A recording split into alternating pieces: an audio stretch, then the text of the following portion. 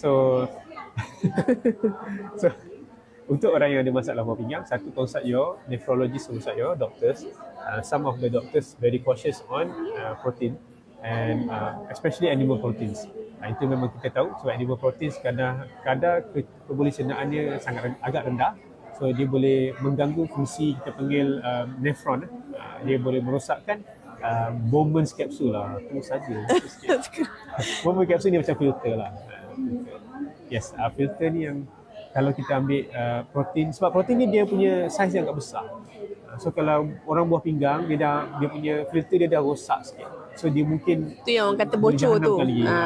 Jadi kita ambil air kencing nampak protein 2+, means that the protein is big and it's destroying your kidney.